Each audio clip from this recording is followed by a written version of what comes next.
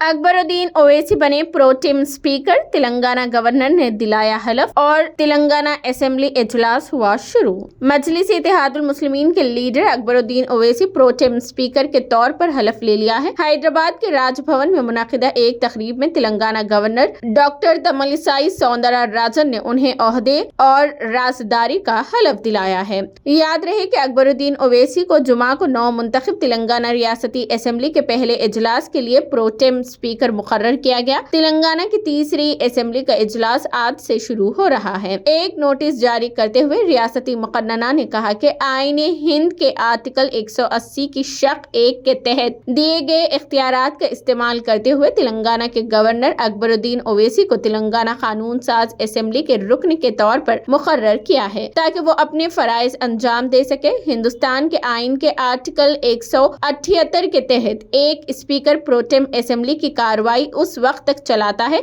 जब तक के नए स्पीकर का इंतखाब नहीं हो जाता। हिंदुस्तान के आइन के आर्टिकल 188 के तहत मुंतखब अराकीन प्रोटेम स्पीकर के सामने हलफ उठाते और दस्तखत करते हैं। अगर देखा जाए तो प्रोटेम स्पीकर ऐवान का एक आर्जी ऑफिसर होता है जो असेंबली का इजलास उस वक्त तक चलाता है जब तक के तमाम 9 मुंतखब अरकान हलफ नहीं उठा लेते और एक बाज़ाब्ता स्पीकर का इंतखाब नहीं हो जाता। असेंबली के स्पीकर का इंतखाब होने के बाद प्रोटेम स्पीकर का ओहदा खत्म हो जाता है और बाज़ाब्ता स्पीकर जिम्मेदारी संभाल लेता है। ताहम AIMIM के सरबरा असदुद्दीन ओवैसी के भाई अकबरुद्दीन ओवैसी के प्रोटेम स्पीकर के ओहदे पर तकर्रुरी तेलंगाना में एक बड़े सियासी तनाज़ा में बदल गई है। बीजेपी लीडरों ने हलफ बर्दारी की तकरीब का बाइकॉट करने का ऐलान किया है। गोशा महल से 3 बार MLA रह चुके राजा सिंह ने जुमा को कहा कि अगर AIMIM लीडर अकबरुद्दीन ओवैसी को प्रोटेम स्पीकर बनाया जाता है तो वो हलफ नहीं उठाएंगे। मीडिया रिपोर्ट्स के मुताबिक राजा सिंह ने अपने बयान में AIMIM लीडर के लिए तौहीन आमेज जुबान का इस्तेमाल करते हुए कांग्रेस के इरादों पर सवालिया निशान लगाया। बीजेपी लीडर ने दावा किया कि कांग्रेस इस कदम से मुस्लिम वोटरों को राग़िब करने की कोशिश कर रही है। टी राजा सिंह ने 9 मुंतखब चीफ मिनिस्टर रेवंत रेड्डी पर भी हमला किया और उन पर साबिक BRS हुकूमत की नक्शे कदम पर चलने का इल्जाम लगाया। दरअसल तेलंगाना के वजीर आला रेवंत रेड्डी ने ओहदा संभालने के एक दिन बाद जुमा को अपने कैंप ऑफिस और सरकारी रिहाइश गाह पर एक प्रजा दरबार का एहतमाम किया। अपने प्रजा दरबार में कांग्रेस लीडर ने आम लोगों की शिकायत सुनी और उन्हें जल्द अज जल्द हल करने का वादा किया। नए नाम वाले ज्योतिराव बाफुले प्रजा भवन में प्रजा दरबार के लिए लोग बड़ी तादाद में कतार में खड़े थे।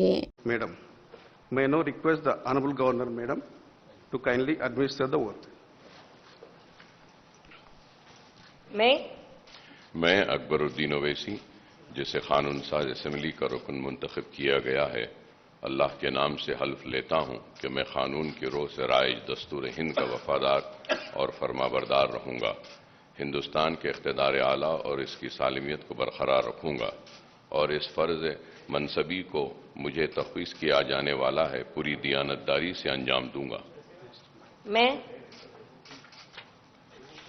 मैं अकबरुद्दीन ओवैसी, रुकने तेलंगाना कानून साज असेंबली, अल्लाह के नाम से हलफ लेता हूँ कि मैं ऐवान के क़वाइद का पाबंद रहूँगा, इन पर अमल करूँगा और आदाब मजलिस को मलहूज़ रखते हुए ऐवान की रिवायात का एहतराम करूँगा।